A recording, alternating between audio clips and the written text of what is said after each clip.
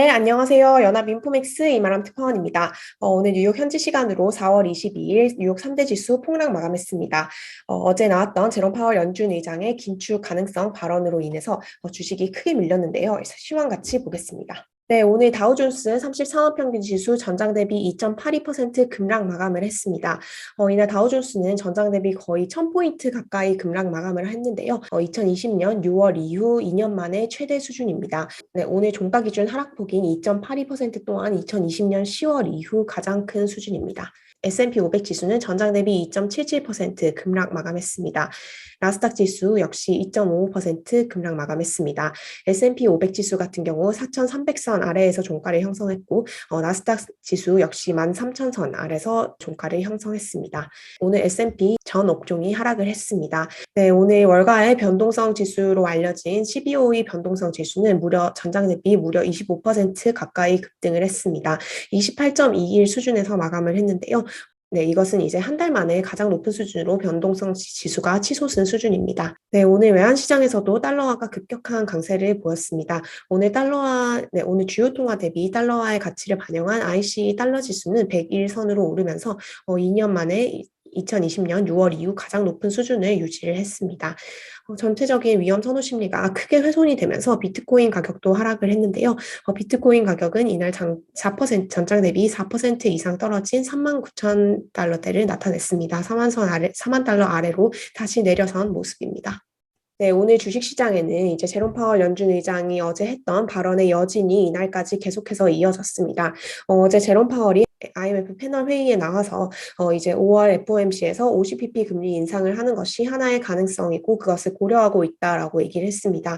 이 발언을 시장이 사실상 5월에 50bp 인상을 할 것으로 기정사실화하는 것으로 해석을 하고 여기에 아울러서 5월뿐만 아니라 6월, 7월에 공격적인 금리 인상이 추가적으로 단행될 것이라는 인식을 하게 되면서 주식시장이 매우 강력하게 반응을 했습니다. 전문가 멘트 보겠습니다. 브라이언 프라이스 커먼웰스의 전문가인데요.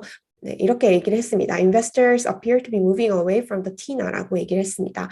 TINA라는 것이 There is no alternative를 이제 줄여서 TINA라고 하는데요. 다른 대안이 없다라는 의미입니다. 이제 주식시장은 이제 사실 연준의 긴축 이슈라든지 공격적인 긴축 가능성은 계속해서 시장에 나와 있었던 이슈입니다. 하지만 이것이 그럼에도 불구하고 주식시장이 견조한 흐름을 보였던 이유는 이제 채권 시장이 최근 올해 들어서 이제 대학살 수준의 굉장히 부진한 흐름을 보이고 있는 반면 주식시장은 아직까지는 조금 견조한 흐름을 보이고 있었고 채권 시장이 워낙 좋지 않다 보니 이런 대안이 없다. 결국 당분간은 주식 투자를 계속하는 게 낫겠다라는 이런 심리가 이제 주식 시장에 조금 계속 강세 압력을 주는 요인이었는데요. 이제 더 이상 이런 파월까지 50bp 금리 인상 가능성을 꺼내든 만큼 더 이상 주식 시장이 이런 피난처가 되지 못한다는 설명을 했습니다. 네, 베어드의 전문가인데요. 이렇게 설명을 했습니다. 센트럴뱅크 하우키시 뉴스, 중앙은행의 이런 매파적인 스탠스와 그리고 본드 일트, 채권 금리가 다시 한번 시장을 뒤흔들고 있다라고 얘기를 했습니다. 때때로 이제 채권 금리와 주식 시장이 이제 괴리되는 흐름을 보였을 때도 있지만 다시 한번 이 강력한 긴축에 대한 메시지가 시장 전체를 사로잡으면서 주식 시장도 크게 조정을 받은 모습입니다. 네, 이 50bp 인상, 5월에 50bp 인상에 대해서는 이제 시장에 충분히 선반영이 되어 있는 것 같다고 이제 전문가들이 판단을 했었는데요. 지금 주식시장이 이렇게 크게 또 움직이는 이유는 금융시장 참가자들이 5월에 50bp 인상을 넘어서서 6월과 7월에 더 공격적인 금리 인상을 베팅하고 있기 때문입니다. 기존의 시장 컨센서스가 5월과 6월에 50bp 금리 인상, 그리고 그 이후 4번 동안 25bp 금리 인상이 이게 좀 컨센서스였던 것 같은데요. 어제 파월 의장의 발언이 나오고 이 전망이 더욱 과격해지기 시작했습니다. CME 그룹이 집계하는 이제 금리 선물 시장 참가자들의 금리 인상 전망인데요. 지금 5월 4일 즉 다음에 돌아오는 FOMC에서 연준이 50bp 금리를 올릴 가능성을 99.8%로 집계를 하고 있습니다. 거의 이제 기정사실화가 된 모습이고요. 이것보다 이제 시장에 더 영향을 미치는 건 6월 FOMC입니다. 지금 6월 FOMC에서 금리가 150bp 1.5%에서 1.75%로 연방기금 금리를 전망하는 사람이 80.9%입니다. 이게 무슨 의미냐면요. 5월 FOMC에서 연준이 50bp 빅스텝을 단행을 하면 연방기금 금리 범위는 0.75%에서 1%가 됩니다. 여기서 이제 6월에는 150bp 1.5%에서 1.75%를 전망을 한다는 얘기인데요. 이 말은 연준이 6월에는 50bp보다 더 큰 폭인 75bp의 금리 인상을 단행할 것으로 보고 있다라는 얘기입니다. 오늘 장중에 이 6월 FOMC에서 금리를 75bp 올릴 가능성을 본 확률은 장중에 95.6%까지 치솟았습니다. 연준은 2000년 이후에 25bp 이상으로 금리를 인상한 적이 없습니다. 50bp 인상도 굉장히 이제 큰 폭으로 하는 빅스텝이라고 얘기를 하고 있는데 지금 6월에는 무려 75% 전보 스텝이라고 하는데요. 이런 엄청난 긴축을 할 수 있다는 우려가 시장 전체를 극도의 위험 회피 심리로 몰아넣고 있는 상황으로 해석이 됩니다. 네, 오늘 채권 시장 같은 경우 어제보다 크게 움직이지는 않았습니다. 채권 시장은 어제 파월 의장이 나오고 나서 즉각적으로 반응을 하면서 오늘은 조금 쉬어가는 흐름을 보이기는 했는데요. 계속해서 지금 10년물 국채금리는 2.9%대를 나타내고 있습니다. 거의 3%에 근접을 한 수준이고요. 뿐만 아니라 오늘 채권 시장에서는 장단기권의 수익률 역전 현상이 또다시 발생했습니다. 이제 5년물 국채금리가 3%대로 이제 장중에 치솟았는데요. 이에 따라서 30년물 금리보다 5년물 금리가 더 높은 상황이 되게 됐습니다. 이제 정상적인 상황이라면 이제 30년 만기 국채가 더 이자가 높아야겠죠. 이제 더 기간이 길기 때문에. 하지만 5년물의 국채 금리가 30년보다 더 높아진 셈입니다. 이렇게 장단기 수익률이 역전이 되는 현상은 경기 침체의 강력한 전조로 알려져 있습니다. 물론 5년물과 30년물의 이런 채권 수익률 일드 역전 현상이 이제 10년물과 2년물 혹은 또 3개월과 10년물보다는 정확하게 경기 침체를 나타내는 지표는 아니긴 하지만 어쨌든 오늘 5년물과 30년물 채권 금리가 역전이 되면서 경기 침체에 대한 우려가 다시 한번 증폭했습니다. 이제 또 물가 연동 채권이죠. 이제 투자 원금의 물가 상승률을 반영을 해서 인플레이션이 일어나도 채권의 실질 가치를 보전해 주는 것이 이제 물가 연동 채권인데요. 물가 연동 채권이 10년물 미국 10년물 물가 연동 채권인 팁스가 뉴욕 채권 시장 마감 무렵에 마이너스 0.7% 수준을 나타냈습니다. 이 팁스를 요새 조금 유의 깊게 보는 주식 투자자분들이 많은 것 같은데요. 과거 사례를 분석을 해봤을 때 통상 물가 연동 채권이 플러스로 전환이 되면 주가에 상당한 하방 압력을 가한 사례가 굉장히 많았습니다. 이제 물가를 인플레이션을 반영을 하더라도 10년물 국채금리가 플러스가 되면은 국채금리 상승이 주가에 하방 압력을 가하기 때문인데요. 이제 최근에 이번 주 들어서 10년 만기 팁스가 2020년 이후 처음으로 플러스를 기록한 적이 있었습니다. 계속해서 이 팁스가 조금 플러스로 전환되려는 움직임이 주식시장에도 상당히 좀 중요한 주식시장의 향후 방향에도 상당히 중요한 힌트를 주지 않을까라고 생각이 됩니다. 네, 오늘 주식시장 이제 완전히 피바다였는데요. 전 업종에서 모두 엄청난 하락세가 나타났습니다.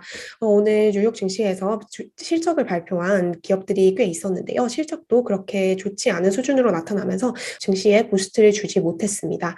헬스케어 관련 업종이 많이 실적을 발표를 했는데요. HCA 헬스케어 같은 경우 이제 부진한 가이던스를 발표를 하면서 20% 가까이 급락을 했습니다. S&P 편입 종목 중에서 가장 큰 폭의 낙폭을 보였고요.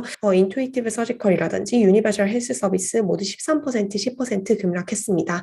미국의 이제 최대 통신사 중에 한 곳인 버라이전이 오늘 이제 1분기 실적 발표를 했는데요. 1분기 고객이 36,000명 감소한 것으로 나타났습니다. 순익 또한 이제 13% 감소를 했는데요. 순익은 예상치를 상회했음에도 불구하고 버라이전 주가 6% 안팎으로 하락했습니다. 네, 오늘 또 의료업체인 갭의 경우 계열사 올드네이비의 CEO가 회사를 떠난다는 소식이 전해지면서 20% 가까이 급락을 했습니다. 네, 아메리칸 익스프레스는 오늘 호실적을 발표를 했는데요. 아메리칸 익스프레스에 따르면 이제 여행과 레저 관련된 그런 소비가 팬데믹 이후 이전 수준을 회복을 했다고 합니다. 그럼에도 불구하고 전체 주가 하락의 영향을 받아서 아멕스 주가가 2% 하락을 했습니다. 네, 오늘 경제 지표 하나 발표가 되었는데요. 스탠더드 앤드 푸어스 글로벌이 발표한 4월 PMI 지표가 나왔습니다. 이제 S&P 글로벌에 따르면 이제 4월 제조업 구매자 관리 지수는 59.7로 집계가 되면서 7개월 만에 최고 수준을 나타냈습니다. 제조업 업황이 계속해서 개선세를 보이고 있다는 점을 시사한 부분인데요. 반면 조금 이제 세부 내용을 보면 좀 안 좋은 부분도 있었습니다. 4월 서비스업 PMI 같은 경우는 이제 54.7로 집계가 되었는데요. 이것은 이제 3개월 만에 최저 수준이라고 합니다. S&P 글로벌은 이제 3월에 미국 경제가 코로나 팬데믹이 완화가 되면서 이런 방역 지침이 굉장히 큰 폭으로 완화되면서 제조업과 서비스 업황이 이제 급격하게 호황을 보였었다고 설명을 했는데요. 이런 강력한 경기 모멘텀이 4월 들어서는 조금 이제 약해진 것으로 보인다라고 해석을 했습니다. 네, 오늘까지 해서 이제 WB IMF 연사총회 이제 마무리 수순으로 접어들었는데요. 제니 옐런 미국 재무장관은 오늘 외신과의 인터뷰를 통해서 미국 경제가 놀라운 회복력을 보이고 있다면서 경기 침체 가능성을 일축을 했습니다. 계속해서 채권 시장이 경기 침체의 신호를 보내고 있고 또 이렇게 발표된 PMI 지표도 서비스 업황도 조금 안 좋은 모습을 보였지만 옐런 재무장관은 계속해서 미국 경제를 낙관적으로 보고 있는 모습입니다. 옐런 장관은 우리가 이제 매우 강한 노동시장을 가지고 있으며 가계의 대차대 조표 역시 좋은 상황이고 금융기관이 견조하다라고 얘기를 했습니다. 경제 전망에 조금 위협이 있을 수는 있지만 올해 매우 탄탄한 해를 예상한다고 얘기를 했습니다. 인플레이션도 고점에 도달했을 수 있다라고 얘기를 했는데요. 하지만 이렇게 높은 인플레이션이 갑자기 사라지기는 어려울 것이라고 얘기를 했습니다. 최근에 이제 주식시장이 굉장히 부진한 것과 관련해서는 주식시장은 미국 경제의 근본적인 강세를 반영하고 있지 않다라고 얘기를 했는데요. 그렇기 때문에 이제 주식시장의 이런 좀 좋지 않은 흐름에도 불구하고 미국 경제는 놀라운 회복력을 보이고 있다라고 얘기를 했습니다. 네, 다음 주 이제 구글의 모회사 알파벳과 메타 플랫폼스가 실적을 발표를 하는데요. 이를 앞두고 계속해서 월가에서도 전망이 나오고 있는 모습입니다. 오늘 이제 골드만삭스 같은 경우는 메타 플랫폼스가 이제 AR 그리고 VR 부분에서 굉장히 선두주자적인 위치를 차지하고 있다면서 실적을 앞두고 이제 주가를 큰 폭으로 목표 주가를 상향 조정을 했습니다. 이제 메타 플랫폼스의 현재 주가가 지금 수준에서부터 80% 이상 급등할 수 있다고 골드만삭스는 전망했는데요. 이에 반대되는 의견도 나온 모습입니다. 크레디트 스위스 같은 경우 이제 메타 플랫폼스의 목표 주가를 이제 기존 336달러에서 272달러로 큰 폭 하향을 했습니다. 네, 이제 이번 한 주 동안 3대 지수 모두 주간으로 하락을 했습니다. 다우 지수는 지금 4주 연속 하락을 했고요. 이번 한 주간 1.5% 안팎으로 하락을 했습니다. S&P 500 지수와 나스닥 지수도 3주째 하락세를 이어가고 있는데요. S&P 500 지수는 한 주간 약 2.5% 그리고 나스닥 지수는 3.6%가량 하락을 했습니다. 종가 기준으로 치면 이 낙폭이 더 커질 수 있는데요. 굉장히 부진한 흐름을 보인 모습입니다. 네, 다음 주에는 뉴욕 증시에서 시가총액 비중이 가장 높은 4대 기업이 이제 실적을 발표를 합니다. 구글, 네, 애플, 마이크로소프트, 아마존, 그리고 구글의 모회사 알파벳이 실적 발표를 하는데요. 이렇게 빅테크의 기업 실적이 이렇게 극도로 위축되어 있는 뉴욕 증시 투심에 긍정적인 역할을 해줄 수 있을지, 부스트를 줄 수 있을지를 주목해 봐야 할 것 같습니다. 네, 오늘 제가 준비한 소식은 여기까지고요. 주말 잘 보내시고 저는 다음 주에 다시 뉴욕이오 라이브로 인사드리도록 하겠습니다. 감사합니다.